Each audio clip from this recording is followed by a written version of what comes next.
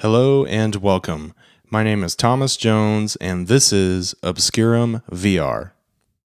Obscurum VR is a virtual reality music venue built with Unity, Blender, and hosted in VRChat.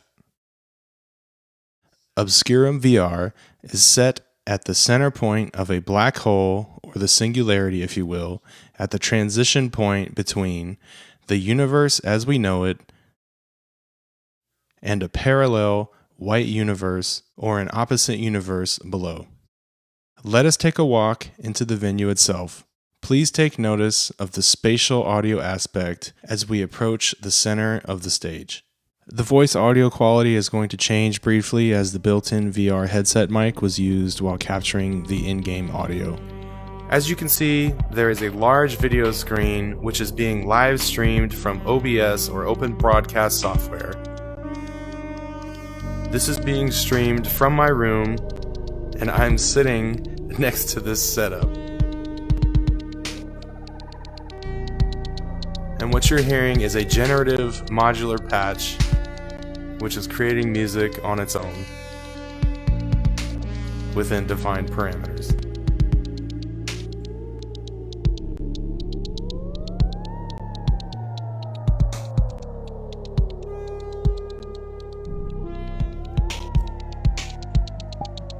I'm going to turn down the world volume, which is where the music is coming from. And now let's take a look at the individual aspects of the venue itself. This is the main area where users and avatars will participate in seeing a concert performance.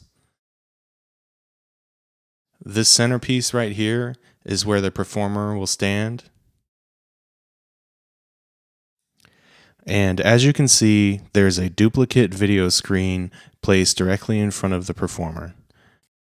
This serves the purpose of acting as a mock setup, so from the audience's perspective, it looks like the performer is actually manipulating gear in virtual reality. This adds to the experience as a whole. It also gives the performer a visual reference as to what is happening on the live video stream without having to turn around and view the large screen.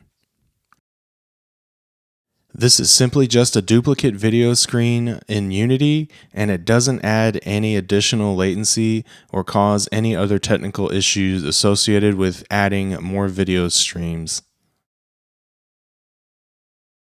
The audio and the video aspects of the venue are the most important part of the entire experience, and the most time was spent on these parts. Mostly troubleshooting video latency and delay between audio and video syncing up as it goes from OBS to the content delivery network, which is VRCDN, and then streaming into the space via VRChat. For reasons unknown to me, there is a little bit of latency and the video is actually ahead of the audio, which is odd because usually in any other case, the audio will be ahead of the video, simply because audio takes up less bandwidth and data than video. However, in this case, it's backwards for some reason. I invited a friend into the space to get a second opinion, and he suggested that we add trussing and a speaker setup, and also possibly frame the video screen. I think the trussing and the line array was enough. This just adds another visual aspect to give users something to look at and to increase the realism of the venue. Now, the trussing and all of the speakers were all prefabricated assets that were purchased from an online retailer. 3D assets can be bought, and these weren't very expensive. The trussing and the line array was about $6 to $7, and the subwoofers were only $2. And in fact, there was only one subwoofer purchased, and in front of me here, there is actually 6 subwoofers duplicated and stacked. Now, one thing about 3D design is the textures are added onto these 3D objects. The colors are added onto the shape, and these textures give these objects more realism. And as you can tell here, there's only one texture on the subwoofer. There's no speaker grate, and this would add to the realism and is something we can add later. The same applies to the line array. However, I think for the purposes of this project and just as a proof of concept, I think that the colors and just the color difference is enough in this case. Another element of concern is whether or not users will fall off the actual platform itself. I had decided to try and add railing, but it just became too difficult for my novice 3D design skills. So I decided to just create an invisible plane that would prevent anybody from falling off the platform.